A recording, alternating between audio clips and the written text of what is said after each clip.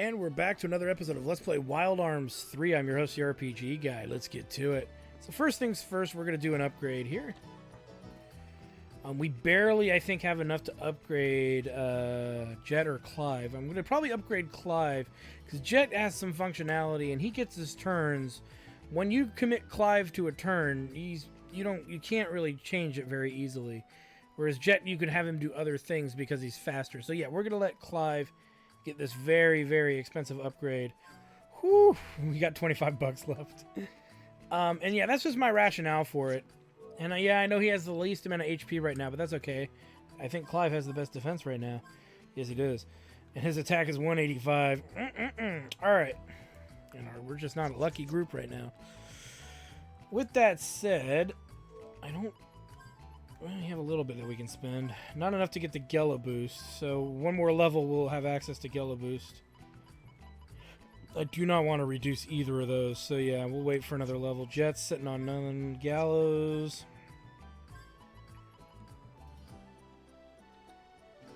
Takes 4 to do it. Oh no, 5. It takes 5. We only have 4. Yeah, I don't care about any of that. And Clive is doing Clive things. Alright. Okay, so let's get started here. So we've got our upgrade. Let's go ahead and I like to read books while Daddy's away, but I have no more books to read. If you find a book, let me know, okay? So we have technically 2. Hey, a book! Will you read it to me? Read her the story. Really? Okay, press the start button if you get tired. So we do need to read these. I slipped through the back door while the radio filled the air with piano sonata. With a piano sonata? Crossing the backyard, I peeked through the window to see Grandma knitting under the light of the lamp. Now's my chance, I thought, as I opened the fence and darted away with my homemade rubber band airplane in my hands again. Heading straight for my destination, I ran up the mountains. Patches of flowers lit pale blue from the moonlight swayed with my footsteps. Phew! Reaching the open riverside field far from town, I took a short breath and walked toward the stream. The cold air sneaks into the neckline of my short-sleeved skirt. Shirt! I think it said shirt. Ooh, it's cold, looking up at the full moon that paints the world blue. My breath turned white. Although it's just past August, autumn has really begun in these mountains. On days like this, when the temperature drops greatly at night, it's a great time to take advantage of the wind updrafts to fly my airplane. I ready my aircraft and wait. The time is right. Go! I release my beloved machine SK-13 into the sky, and it successfully catches the upward current. Yay, it's just as I calculated. Huh? My SK-13 kept floating on the draft and drifted along without lowering altitude. Hey, how far is it going to fly? Having no idea what to do, I chased after it. Seeing where the craft landed, I gasped. The dark silhouette of an old derelict castle. It's the house of the blood-sucking monsters of the night. But I can't just leave my first successful aircraft behind. Dragging my shaky feet, I head towards the castle. It's spooky. My body shakes as I look up at the gates carved with devil ornaments all over it. Do you think I'm chicken? Maybe so, but I'm just an 11-year-old. I don't think anyone would blame me. There's no use standing around, Jack. You gotta go. I pumped myself up and opened the gates. Climbing up the crumbling stairs, I looked down at the ruins from the terrace. A cracked goddess idol was looking up at me with vacant eyes. The castle must have been beautiful in this day. How sad it was to see it so run down. Oh well, I'm not here to be sentimental. It should be around here. Ugh. Pushing myself through the broken fence, I found what was left of my SK-13 and let off a long sigh. What tough luck. Feeling exhausted, I sank down and leaned against the fence. And suddenly I felt a booming presence behind me. As I swiftly stood up, something jumped at me from the darkness. It's the rumored monster. I rolled forward and turned to see what was behind me. I turned pale as I saw my would-be assailant. There it stood with glowing red eyes, a wolf with steel blue fur. Ooh-ah! I let off a pitiful scream as I avoided its lunge. Having no weapons or special skills, I can't expect to win against a wolf just by evading his attacks. I started losing my breath and my legs grew heavy. I can't turn my back to him and run away either. can't turn my back away to him and run away either, and laughed at me. Sounds like something's missing there. Oh, Jack, to die so young at the tender age of 11. No, I can't die yet. I opened my eyes wide and stared into his, glaring at each other. I slowly nudged toward the opening of the terrace fence. When I reached the point, I looked away. It jumped towards me with incredible speed. Just as I planned, I jumped towards the wolf with a rolling somersault. Please make him drop from the terrace. But my prayer was not heard. The wolf jumped over my head but twisted his body to avoid the opening in the fence. The sound of the falling rocks crashed. The wolf let off an irritated snort and leapt at me with a graceful bound. It's the end. Oh, God help me. But the deadly blow I expected never came. I opened my eyes cautiously. That's when I saw it. A small shadow coming out of the moonlight. A red ray of light fired from its finger. As I stood breathless, the wolf slowly dropped in front of me. A long cape flapped gently in the breeze. Landing with a light tap, the shadow stood in front of me. What the? I couldn't believe my eyes. The shadow belonged to a cute girl. As I sat there wonderstruck, she snapped her fingers and called a small machine that was floating in the air. So the motor sound I heard came from this, I thought while trying to regain my senses. Are you all right? Asked the girl with the rather high voice. As I nodded up and down, she smiled faintly. Good. So what brings you here? She ran her fingers through her long blonde hair, curled at the tips. Her hair was very pretty, but when I looked at her eyes, I broke into a cold sweat. Her eyes are red. Is she the blood-sucking monster? Before I knew it, I was screaming out, "Please don't! I don't taste good!" Watching me slide back on the ground, she smiled with a strangely sad face. From between her red lips, the long white fangs glowed. She quietly approached me as I sat half frozen with fear. I have no interest in a youngster's blood. You haven't answered my question yet. What brings you here? The long iris of her eyes glared at me. I felt like a mouse hunted by a cat. I came from my aircraft. Aircraft? Aircraft? She asked while tilting her small head. Yes, here it is. I showed her the aircraft in my hands. Don't be so stiff. You don't need to be so frightened. Laughing wearily, she took the craft into her hands. How can I not be petrified? It's impossible to feel relaxed in this situation. With a serious expression on her face, she examined the shape of the wing and the rubber band-powered mechanism. It felt kind of awkward, as if she was a teacher grading a test in front of me. It's built very well, for a youngster living only 10 years or so, that is. She grinned as she returned the craft to me. Thanks, I guess. Hearing my snooty remark, she broke a smile again. My apologies. I meant it as a compliment. As a Crimson Noble, I'm not well versed in human nature. Huh? A Crimson Noble? I said with a dumbfounded voice. Did I hear that right? But Crimson Nobles, they commonly appear in comic strips as the immortal, beautiful, and legendary race of Nightwalkers in search of human blood. So the girl in front of me is telling me she's one of these Crimson Nobles? That's correct.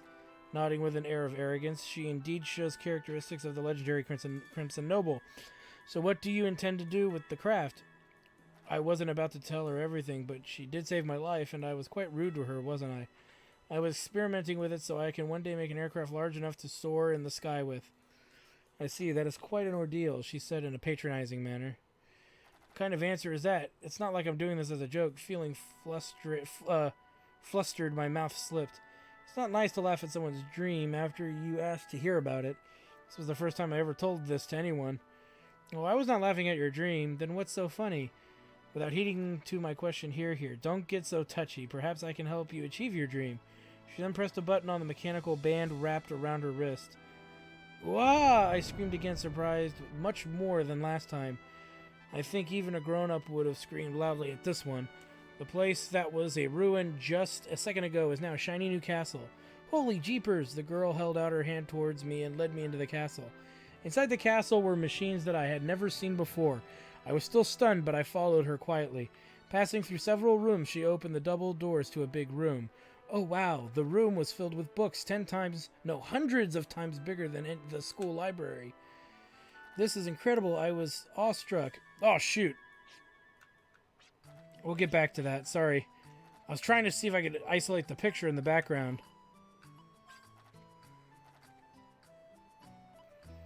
We'll just fast forward through this. Sorry guys, I didn't mean to do that. As it's already been about 8 minutes of me reading. Yeah, these are kind of cool, and like I said, you get rewards for getting through this. You could just power through it like I am right now, but I figure you guys be somewhat curious, so that way we can say that I read them. I'm sure most Let's Players wouldn't, so at least I can sit here and say that we do. Oh, see, I pressed that's why I pressed the wrong button. They're actually referencing a character from the first Wild Arms, by the way, for those of you wondering. Yep. She's from Wild Arms 1. This is incredible. I was awestruck finding books like The Basics of Wind Power and The Lost Flying Machine that I always wanted. How is it? Do you like it? Turning towards her, she was smiling with her arms crossed. There are many books here that will help you in your research. Come here to read whenever you like. I will set a transporter connecting to the town for easy access. That's very generous of you, but why are you so kind to me? My fear of her was long gone. It was strange, but there was something in common between me and her that made me drop my guard. Well, she paused to choose her words. Well, what? I know. I will answer you when you have successfully constructed the aircraft and take me to the sky with you. What kind of answer is that? Remember, it's a promise, she chuckled as she leaned against the bookshelf. Trying to thank her, I realized, hey, what should I call you? You seem to need to learn common social graces, said the girl with the impish smile. Have you ever been taught to introduce yourself first before asking a person's name? I guess you're right. I scratched my neck and straightened up. My name is Jack Beckson. I'm an 11-year-old living with my grandma in Quartley, south from here. Nodding firmly, she faces me and said, I am Maribel Armitage, master of the Crimson Castle. Nice to meet you, Maribel. Maribel shook the hand that I held out and grinned. This is how I met Maribel. Thanks, that was fun. So yeah, that's a reference to Wild Arms 1. Hey, a book, will you read it to me? Let's read.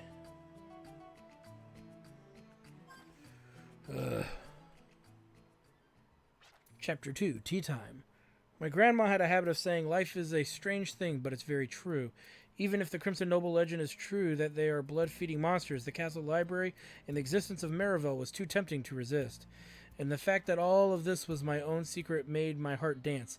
I couldn't help my chuckling to myself while I read The Basics of Wind Power. Are you reading something funny? Being caught laughing by yourself is quite embarrassing. Are you reading something, no, it's nothing, she chuckled as I tried to compose myself in front of her. Jack, care for some tea? I would like to know what kind of lives humans live in this age. That goes the same for me. I'm interested in a Crimson Noble's life, too. Settled. Then let me call Red and Blue to set up the table. Maribel closes one of her eyes and snapped her fingers. These things are red and blue? Correct. They are not... Are they not cute? Yeah. She's talking about the little things that follow her. I just don't get what girls consider cute. I secretly sighed while watching a pair of spherical robots, one red and one blue, cleverly carrying a tray. Picking up a small marble pattern plate of sweets and a pair of teacups, they served hot tea for us. Thanks. Their big eyes twinkled as if they said, You're welcome. I guess they are kind of cute. Maribel took a saucer with a blue flower printed on it and gracefully carried a sweet to her mouth. Huh? Maribel, you're a Crimson Noble, but you can also eat normal food? Of course I can. Having tea and sweets is a lady's pastime. Is that how it is? Yes. Okay, then I'll go and ask the girls in my class about it next time. You do that. Blowing to cool off the hot tea, we engaged in a somewhat silly conversation. While taking in the sweet scents of herbs from the tea, I hurriedly bit into the sweet morsel, which melted in my mouth. How do you like our sweets? Maribel asked with a smiley face. Can I give you an honest opinion? Of course. It doesn't have any texture at all. And it's not that sweet either. It's more sugary and crunchy. Hearing my answer, Maribel bristled and her eyebrows raised. No crunch? Not sweet enough? Of course not. We carry no such barbaric tastes in our blood. You said I can be honest, and I never said it tasted bad. It's really good, but it melts away in one bite. Don't you feel it should last longer? I absolutely have no idea what you're talking about. Then I'll bring some of our barbaric sweets next time. It's really tasty. I said with a dreamy face, remembering the taste of an old-fashioned apple pie the lady down the street made for me. All right, I'll try it if you say so. Smiling bitterly, Maribel looked at the clock on the wall and turned towards me. Isn't it time you should head home? Your parents will worry. Oh, it's all right. I only live with my grandma.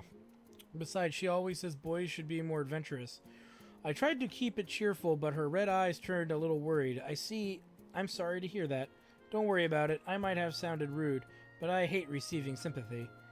I know it's childish to think so, but I'm still at an age where I can have a little leeway, right? But I should probably go home now. Grandma shuts me out for dinner when I'm late. Well, then I will see you out. That's okay. I can go back on my own. Using the soft, springy cushion on my seat, I stood up. Come back again. Waving goodbye to Maribel as she cleaned up the tea set, I ran outside. The north wind strings my cheeks. Shivering from the cold, I looked up at the sky and saw the thin moon between the mountaintops.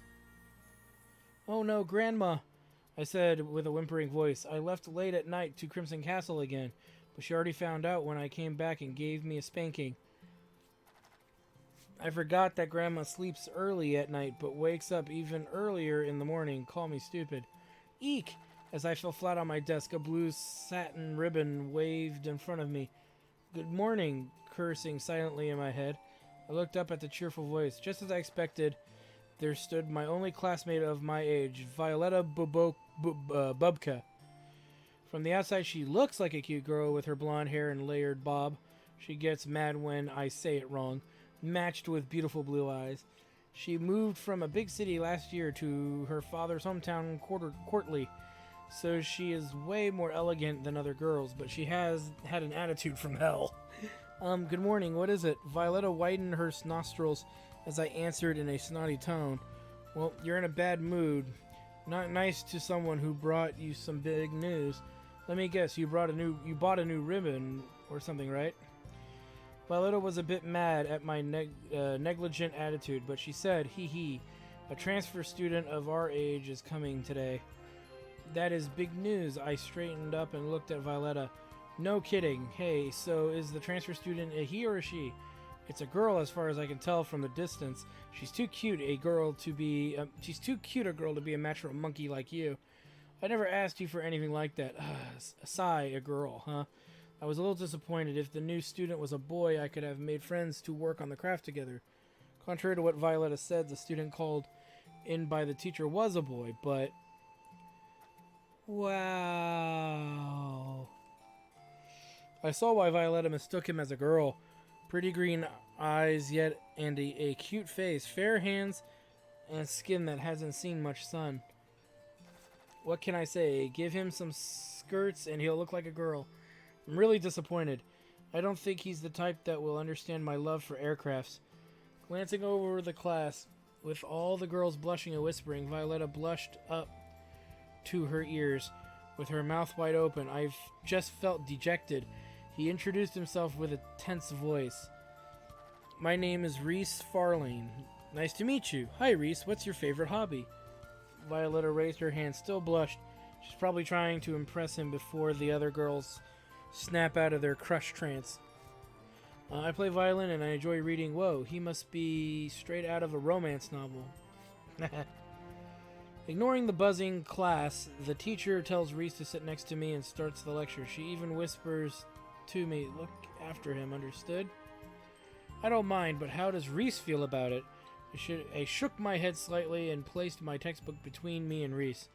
He shuddered briefly at the ruffling noise. Can I share your textbook? That's what I meant to do.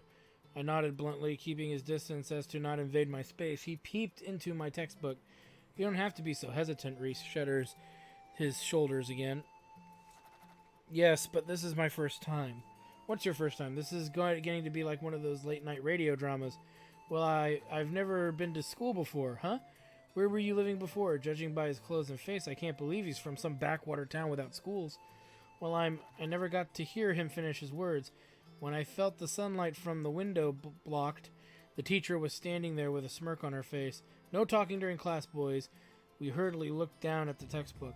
Say, aren't you at an age you should be going to school? Maribel asked while she read The Wonder of the Emma Motor across the table from me, and Emma Motor is a reference as well from Wild Arms 1. Well, yeah. How is that going for you? Are you not spending too much time with me and forgetting to socialize with your friends? It's kind of sad, but I don't have any friends at my age. Well, boys of my age at least. Wait a sec, I forgot about the transfer student. I felt the concerns of my mouth drop at the thought. Did you suddenly remember something? I jumped a bit with a sudden question. Your thoughts appear on your face. Maribel set her book down and looked into my face. Is my face that easy to read? Yes, you're the type that shows everything on your face. I never noticed that. Scratching my head, I continued. Actually, a new student came to our class today, but he's a real girly kind of guy, and I can't seem to get to like him. He even plays violin. That's a tender subject, answered Maribel, twirling a pen in her hand. But is it such men that possess a strong manly side to appreciate the finer things in life, no matter how many call them girly? Is that really how it is? I don't think so. That's how it is. See for yourself. With that remark, Maribel laughed. Thanks, that was fun. Oh boy, so you notice we didn't get anything yet, but we will. Oh, we will. We just don't get it right away. But you guys sat through freaking 20 some odd minutes of reading, so I'm proud of you. You guys did it. And I appreciate you doing that. Or if you jumped ahead, you jumped ahead. And yeah, there's still more books for us to find that we'll have to read. But it's all referencing the first Wild Arms game so far. Not entirely, but so far. Alright, now from here, let's go this away. Or not, actually. Wait a minute. Here we go. There's where I wanted to jump to.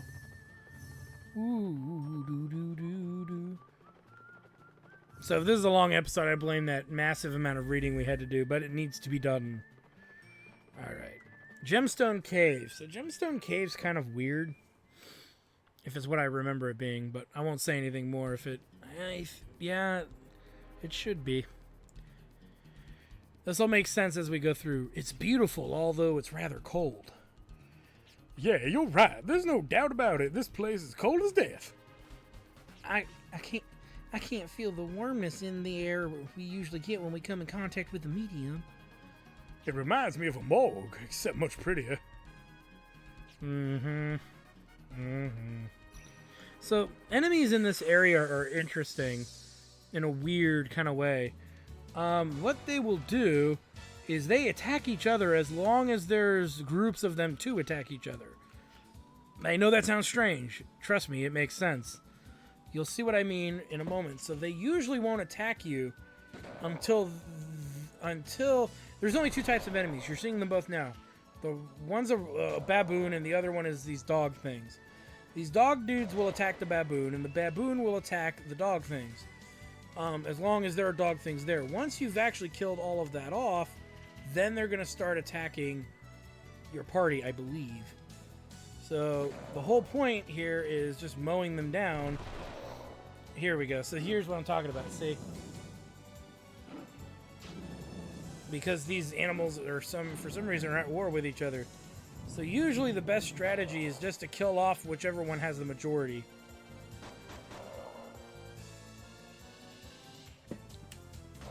Alright. Because they're very, very likely to kill the rock baboon in any moment here.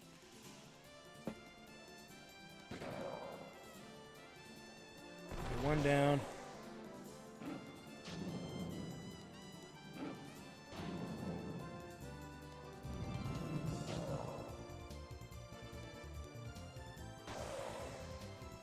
Okay.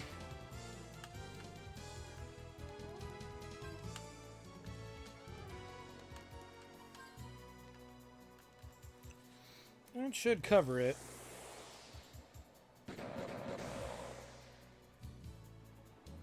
Yeah. And there it is. And hey, he didn't actually get it to explode on our face this time. For a delicious, wonderful heelberry. Alright, let's keep moving. So yeah, these are the only enemies in this dungeon, so I'm going to try to skip battles going here on out. That way this episode doesn't drag on too long, because it's going to be long because of all that reading. And I do want to try to complete this said dungeon, you know, completing the dungeon would be nice. I didn't expect to see you so soon. Maya! If someone tipped you off about the gemstones too, is that what you're after?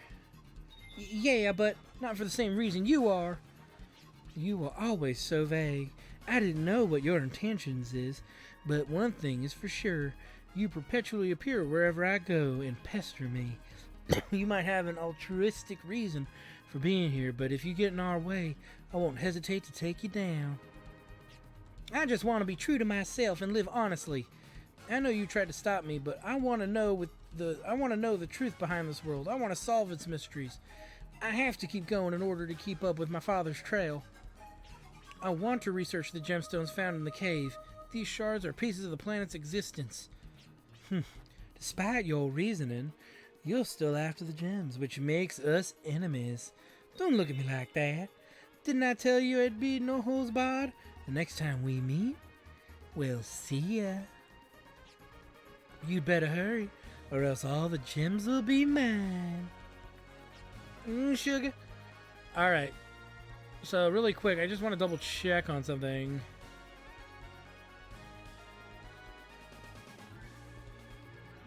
Yeah, there's a path up there. We can't reach it right now, but we'll have to reach it later.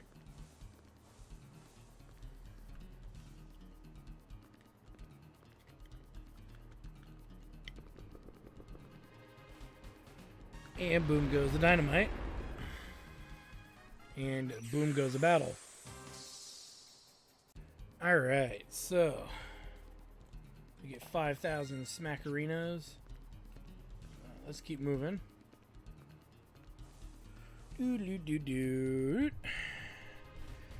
What are gems exactly?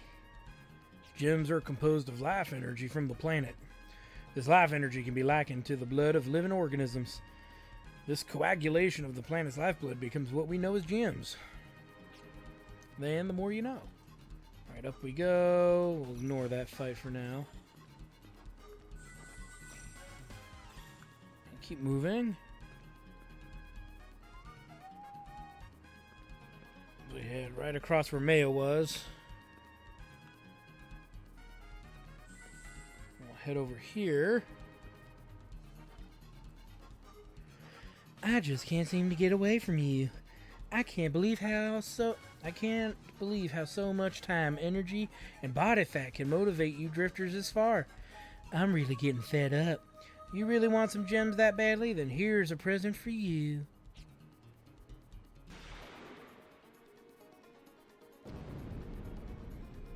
What a bitch. Oh, how big and beautiful. Just look at that lovely color and cut. It's perfect for you, don't you think? Well, I'm off to find my perfect gem then. Ta-ta. What a bitch. Nothing we can't handle. So we need to, in order to destroy this, we got to heat the sucker up. And then we're going to do that. And then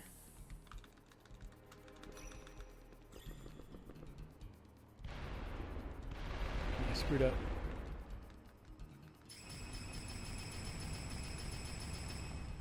There we go.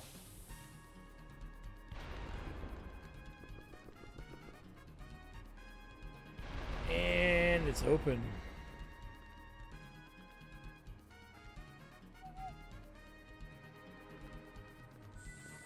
And we'll go ahead and stop it.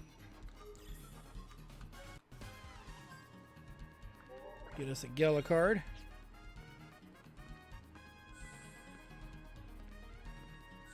And a battle. Alright. Before we move on, let's go ahead and do this before I forget.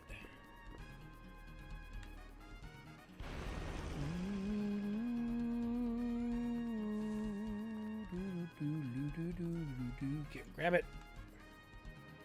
Here's a Gimmel coin. Sweet.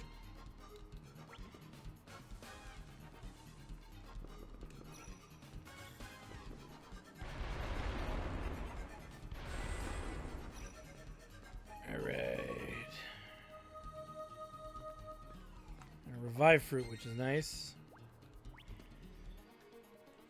As I mentioned earlier, gems can be likened to blood exuding from the planet. Blood that has coagulated, which in turn means that this place is full of wounds. Wounds translate into decay of land and an impoverished planet. Gems can be found within ruins and buildings for this very reason. So that's why this place feels like a morgue. Well, we feed it even more so because of the medium and the planet's life force, and also because we have been in contact with the Guardian's power. So this is one of the more damaging places on Felgar. Gems are ostensibly supposed to grow in size with the passage of time.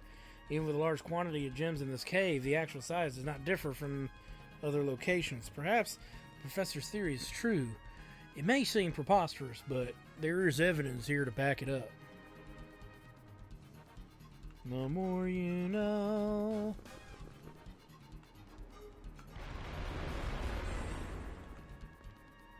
Alright, let's keep moving here. It's a room full of holes. I'm more curious about where these holes lead than falling in. And so what you need to... Oh, no! Well, so much for an opportunity there as we get sent backwards. Yes. One of those types of events. Luckily, it's not hard to figure out once you know kind of what to do. You'll see what I mean by that in a minute.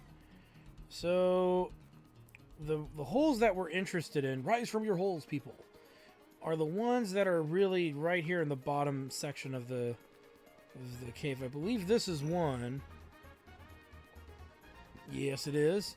That leads to Goody, which the amulet nullifies status elements only while you guard. That's kind of nice, because if you know a status effect is coming to a specific character, and you set that on the character, that actually can be useful strategically. We're not going to bother with that right now, though. Alright, up we go.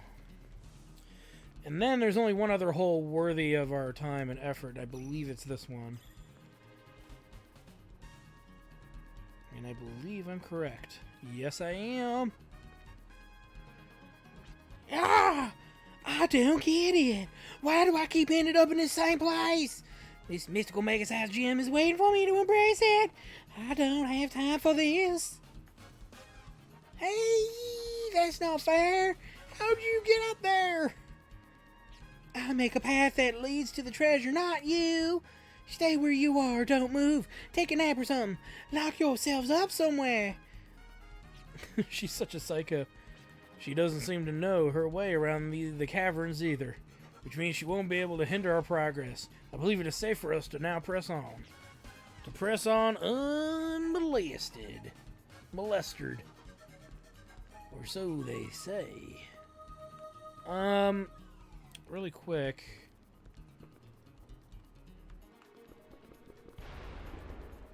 Nice. I feel like I'm missing something, though. Hold on.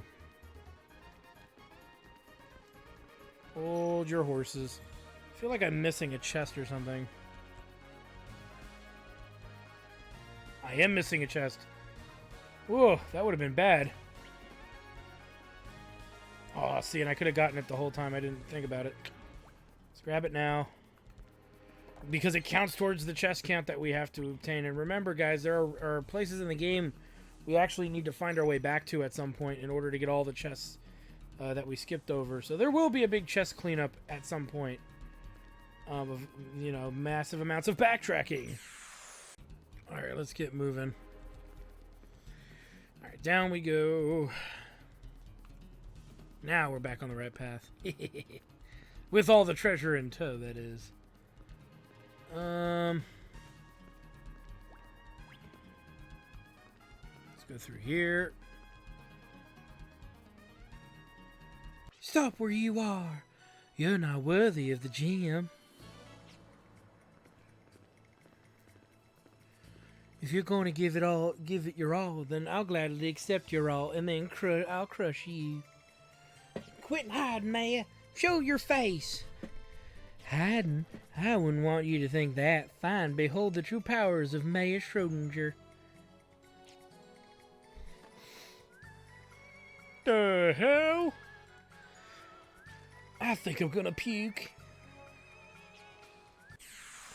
How the hell that happened? What's with that gaudy costume?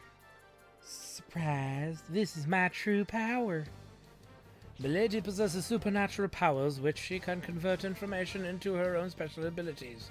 Even non-essential information can be processed through the medium of a book to wield unlimited powers. In other words, she is able to channel certain characters from comics or novels. Very good for her. So basically, she's a freak that can mimic the abilities of fictional freaks she reads about. She's gonna freak out. Hey. You all look so impressed. Sis, they've been taken aback. I am Wonder Witch, and I have the power to cast any kind of magic. Alright, well, we don't care about her casting crap. What we care about is Todd's mystical afro of justice and putting a stop to it once and for all. Todd is the most dangerous character here. He still has Psycho Crack, which can confuse people. But luckily, two of our characters should be immune to it, so hopefully he targets them. And not the characters who can be confused.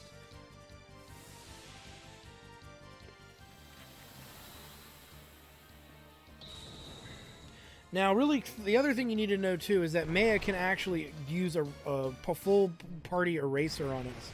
So if we throw out Valiant, we can throw out Valiant, but we need to be very sure that that's what we want to do before we fully do it. So, like, Virginia's going to be busy taking care of a few things this fight, because we don't want Todd to go down without benefiting from stealing from him. So here's what we're going to do. We're going to Mystic a Gela card. Oh, no, we're not. So screw that. We'll just go ahead and do a lucky card then. And no, we're not putting Gela cards on each one of these guys. That's silly. That's just a giant waste of Gela cards. Let's go ahead and attack Todd again. And plan for things to go the way we want to the round after next. At least we'll get the good XP from this fight. But, yeah. For some reason, I thought Mystic Gela card would have hit them all, but I guess it doesn't. I'm getting my Wild Arms games mixed up, I think. We're not going to get a lot of cash from this fight, but we're going to get a lot of other stuff from this fight as far as I'm concerned. Which will be the XP, specifically.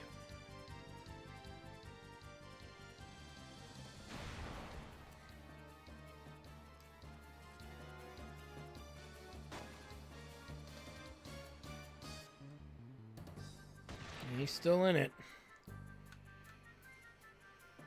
Attack. Attack.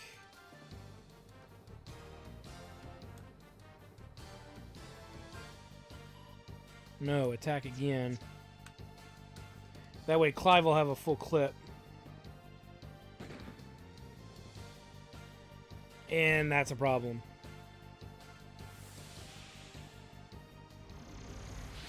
That we need to fix very quickly here. Hopefully he just reloads. And Todd is down. Todd is down. I repeat, Todd is down. The biggest threat at this point is probably Maya, but we need to kill the other characters in order to benefit. So, I would say the biggest threat now is going to be Catfucker. So we're going to have to euthanize him when we get a chance. So we'll have Virginia go ahead and cure Clive. We lucked out in that fight early on, which was kind of nice. Now we'll go after Shady. Reload. Reload.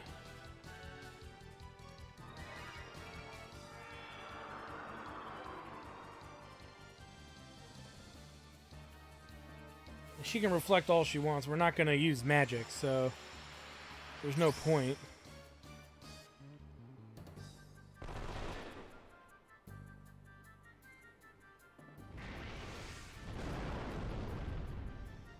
We do want to get ready to throw up Valiant pretty soon here. I might wait for Clive to get to an FP of 50 and Virginia to get up to at least 30. Well, I haven't committed to... You know what, actually? We should do it this round. Let's go after Shady. No. We need to do it... Oh, yeah, we still want to do it this round. So, Extension, Valiant, and Shady. We won't use Gatling with Clive. We'll use Lock-On next round. I guess I should have used it this round, but oh well. And Jet's hurting pretty bad, so this is why we want to set it up. Because Jet will Gatling her brother, Maya's brother here, and do massive damage. And we'll make sure to have Gallows try to heal Jet with healing magic next round as well, depending. We'll see. But yeah, everybody's hurting enough that Valiant's going to really pay off, so let's see what the damage kind of loadout is.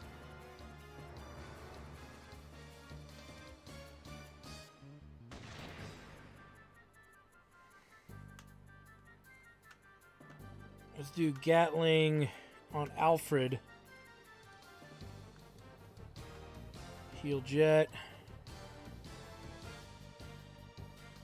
And then we'll lock on Shady, just in case. Oh no, Shady's down. Damn it! Jet didn't get to do it. That sucks. That really sucks.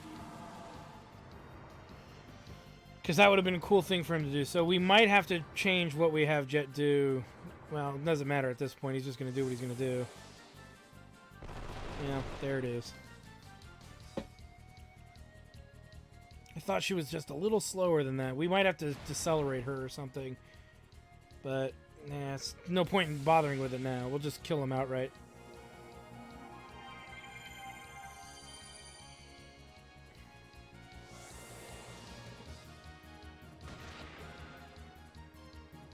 Okay, so...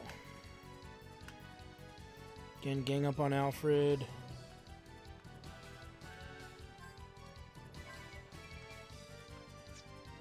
Reload.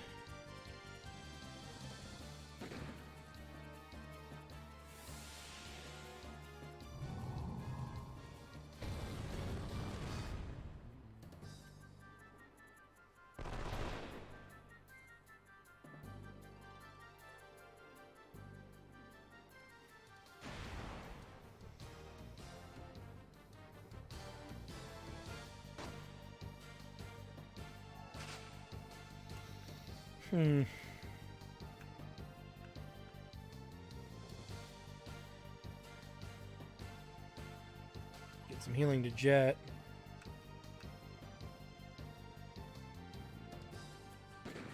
Alfred should be almost dead here. And Dark Ward saves the day. And he's down. Alright, now we can just finish off Maya.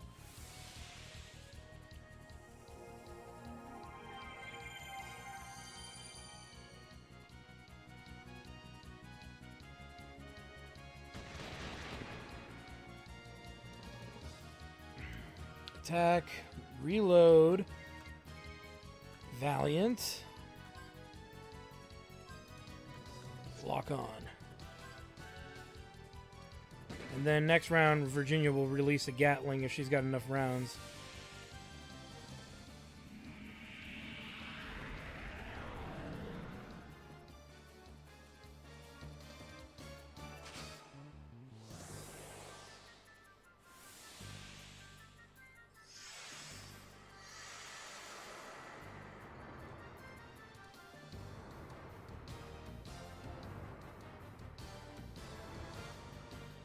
Get some!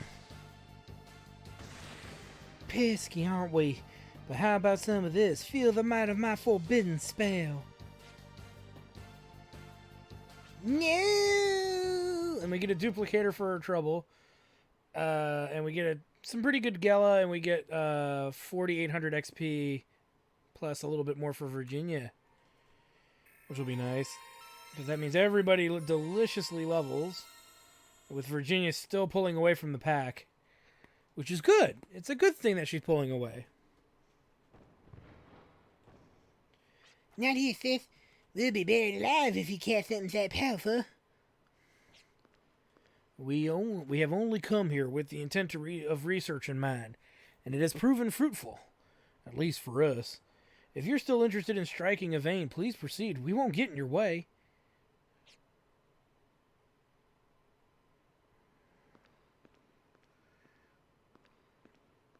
But I doubt you'll find any precious gems.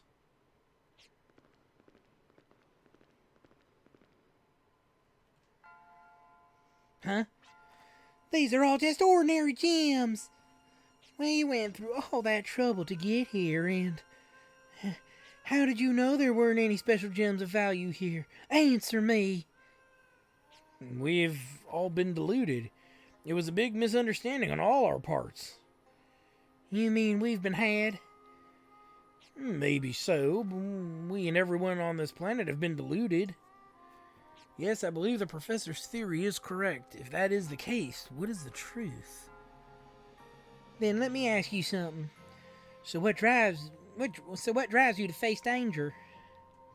That's easy. Gems, jewels. The more I get a hold of their sparkle, the more I sparkle. Sparkle, sparkle. But that's just a fleeting glitter. The sparkle I'm looking for is the real sparkle. I don't care how many false leads I have to follow. One of these days I will find it. And I will shine because of it. Well, I have absolutely no business being here now. The next gem is calling me, so I must bid adieu. Toodle toodaloo. She's trying to find a real sparkle among the many fake ones in this world. Let's head back to Humphrey's Peak for now. We don't have time to waste either. Fair enough.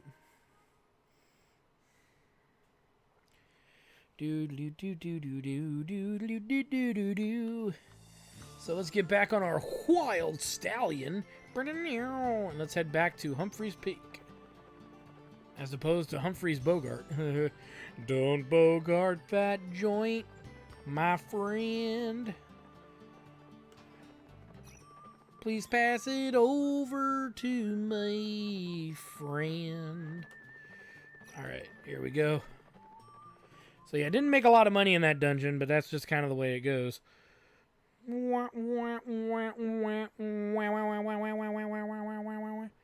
This planet is incomplete, imperfect to be endowed the full wisdom of Hades. It rejects us and is therefore unsightly. Its unsightliness is like a pupa waiting to emerge. This planet must reincarnate into utter beauty, like a butterfly, like... Meh. Is that what you were thinking? Malik, since when have you... I heard your vainglorious looks had no effect on that man.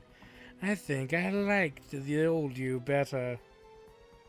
Ooh, temper, temper.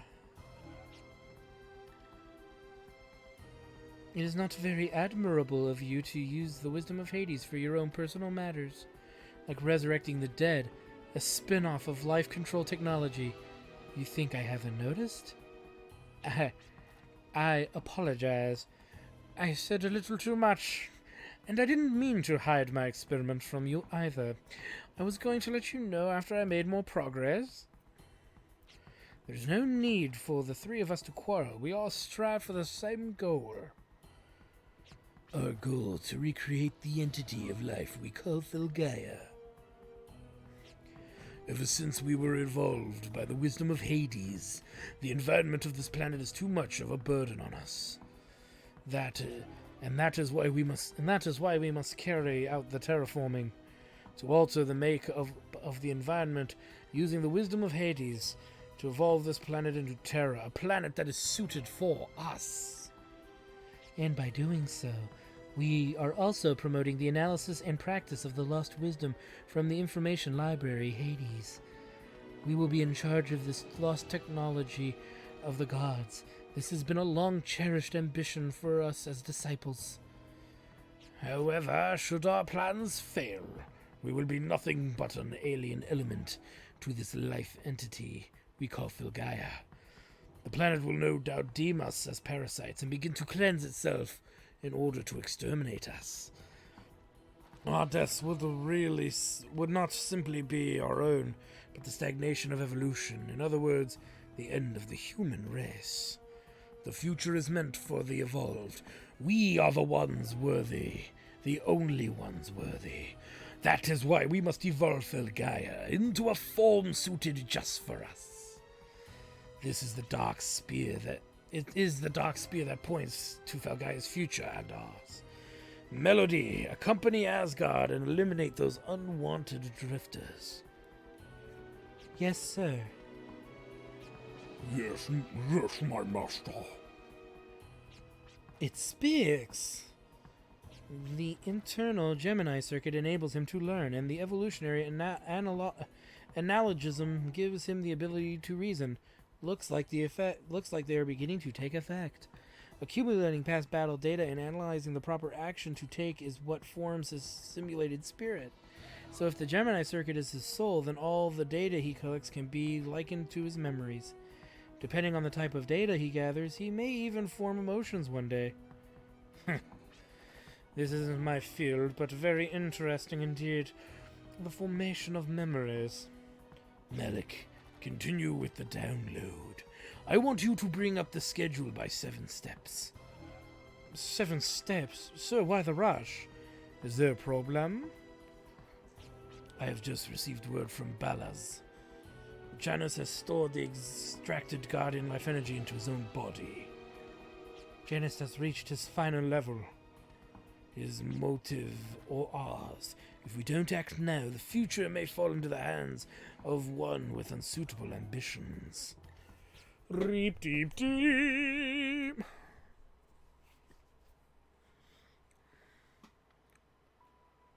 Your father? Well, I don't remember much about him. I was only a little girl. Actually, my uncle told me he was a scientist.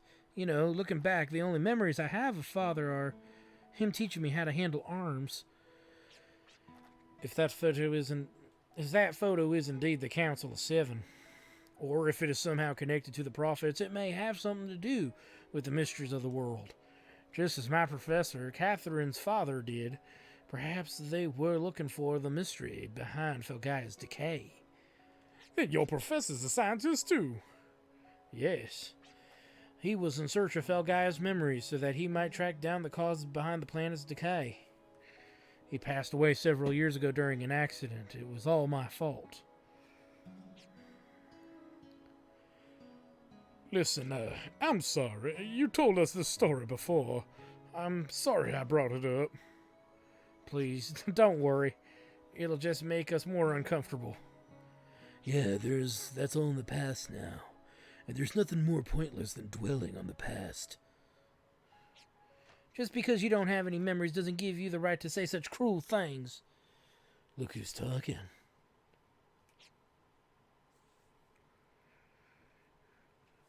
Hey, is Clive here? What's this, a bad time? No, not at all. What can I do for you? I just received word about a mission that calls for your skilled drifters, and thought of you.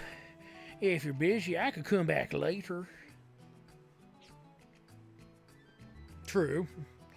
No, we're fine. We would need to know the details. Oh, right. The client is waiting underneath the street lamp in town center. He's a member of a rising religious order. I think they're called the Ark of Destiny or something. Now, it's that guy that came by and repaired the memory figure recently. He's dressed funny, so you can't miss him. Best of luck to you. Okay. From an errand boy of the gods, huh? Sounds pretty shady. You're one to talk. Well, let's get our game face on. Yeah, so we have crap for money still, but that's just kind of the way it goes. Are we all healed up? We are all healed up, and we're almost to level 25, which I had pointed out before is going to be a really great period to be in, as we can start using extension, and we can immediately use Mystic right away. Anyway, this is a good place for us to stop, so I want to thank you guys for stopping by. I am your host, the RPG Guy. Like, comment, subscribe, all that good stuff. Thanks for sitting through this really long episode, but you guys made it through. Check out my Twitch page at twitch.tv/JackTardStudios. And I won't keep you much longer. Thanks for stopping by. We'll see you guys next time.